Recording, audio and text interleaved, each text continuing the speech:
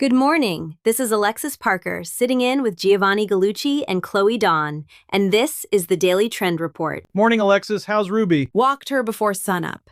The light coming off the adobe was worth the alarm clock. Coffee's still carrying me, though. Morning, both of you. I've got a can of water I forgot to open sitting right here, so I'm right there with you. 3 things today. What the platforms just started measuring for free, what the FDA wants dragged into the open on your ingredients, and what actually landed in brand feeds this week. Let's start with the measuring. This one's quiet, and it's a gift. So Jamie flagged this, and Eddie backed it up. Microsoft Clarity, the free analytics tool, now splits your AI citations into 2 piles, branded and non-branded. And that split is the whole story. Branded means the model cited you because somebody already typed your name. Non-branded means somebody asked a plain category question and the model pulled you in cold without knowing who you were. One's your reputation, the other's actual discovery. Gio, why does that gap matter so much for a small brand? Because until last week, are we showing up in AI answers was a question you paid an agency a $40,000 retainer to guess at. Now a 2-person shop sees the real number for free. No traffic cap, no server work, nothing to install on the back end. And Travis had a detail on that. It's the 3rd time they've shipped to this one feature in under a month. Which tells you it's a team chasing demand, not working off a roadmap. The tool went live August 3rd, and almost nobody has it turned on yet. That's the opening. So it's a scoreboard nobody's checking. Right. And the early bird here isn't a figure of speech, it's a head start.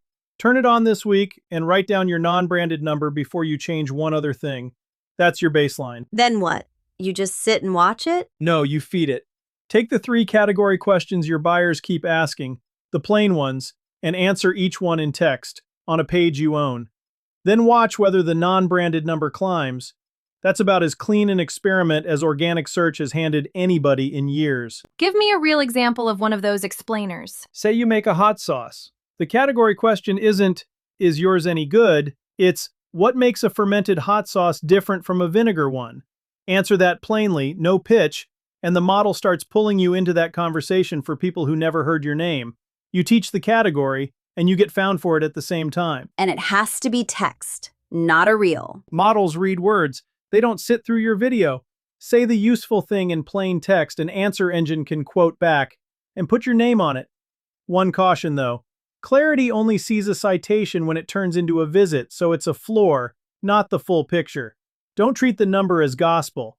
Treat it as a direction. Okay, before we move on... 1. Turn Clarity on this week and log your non-branded citation number cold before you touch anything. That's the only AI visibility number worth reporting. 2. Take the 3 category questions your buyers actually ask and write a plain, honest answer for each, in text, on a page you own. 3. Once those answers are live, check the number monthly and let it pick your next one.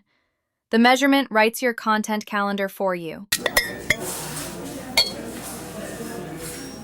All right, mine's the one that had me squinting at my own pantry. Monday, the FDA proposed a rule that'd make companies tell the agency, out loud and on the public record, every time they decide one of their own ingredients is safe. For 60 years, a company could hire a panel, sometimes stocked with its own employees, declare an additive generally recognized as safe, put it in the food, and never file a thing. No notice, no record. This proposal doesn't ban that, it just turns the lights on. Kendall and Travis both had it. And half the coverage is calling it toothless because it doesn't pull a single thing off a shelf. Which misses the whole point. It doesn't need teeth. It needs a filing cabinet. Once those notices go public, somebody builds a searchable database, and every clean label brand in the country wakes up with a free research department pointed straight at the competition. The comment window runs 120 days, so it's a live document, not a done deal. So who does this actually help, Gio? The operator with 8 ingredients on the label who knows everyone by heart. A company hauling 400 SKUs is staring down a year of meetings and outside counsel. A brand that picked its 9 ingredients on purpose already did the hard part years ago. But that's 18 months out. What does a small brand do this week? You don't wait for the database. You publish your own receipts now. 1 ingredient at a time. what it is, why it's in there, the name of the supplier you buy it from.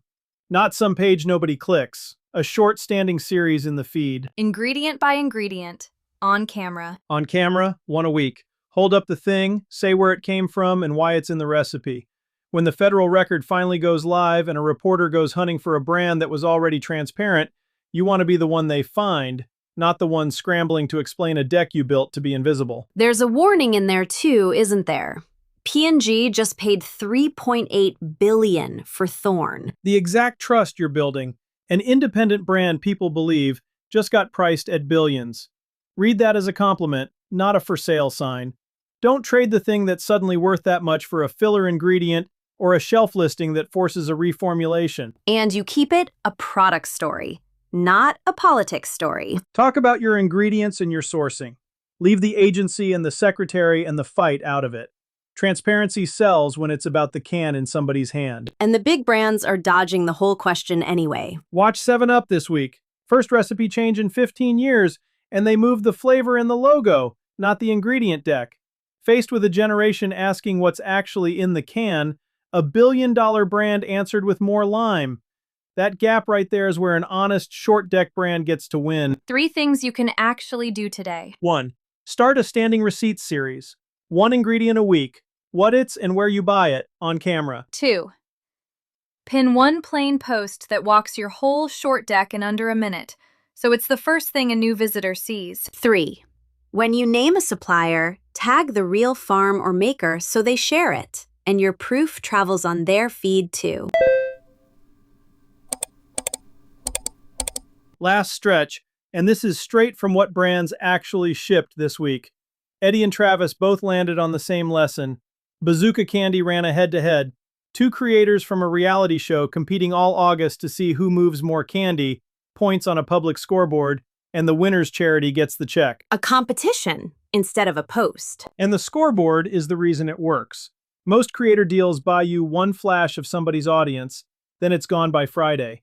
A running score gives both crowds a reason to come back tomorrow to see who's ahead.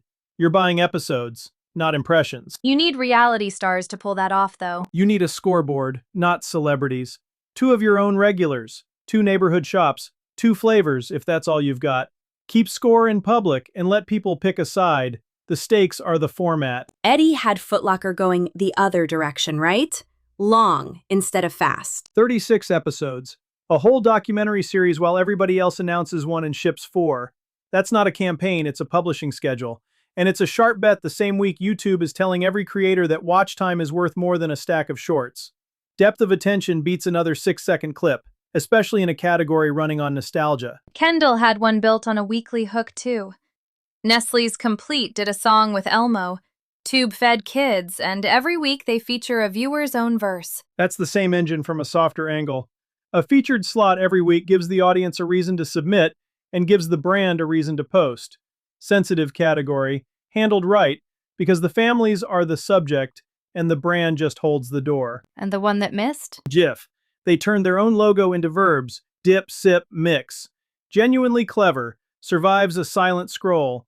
Then they scored it to O Fortuna, that big dramatic opera sting, a joke that was tired back in 2010.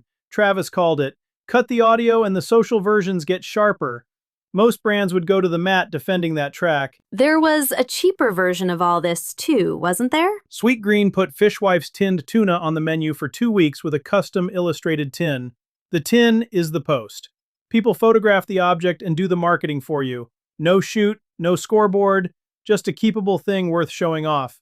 Same idea, smaller budget. So the through line is structure. Structure the audience can follow. A scoreboard, a season, a weekly slot. Give people a reason to come back that isn't just the next ad in the feed. Here's what to do with all that. 1. Build one competition your audience can score. 2 sides, points in public, run it a full month instead of posting one-offs. 2. Pick the one format that could run 30 episodes and commit to the calendar. One deep series beats scattered posting every time. 3. Take your best performing piece and cut whatever you're defending out of habit, the tired sound, the stale bit, and watch it travel further. That's the report for today. Quick one before I let you go. If you run a food or beverage brand with a crowd that just sits there, plenty of followers and no real loyalty, that's the exact thing I fix. I build the fan base around the brand. I turn quiet followers into regulars who show up, make their own stuff, and drag their friends in. Did that with Tia Lupita and a whole bench of independent food brands. If your audience is bigger than your fan base, let's close that gap.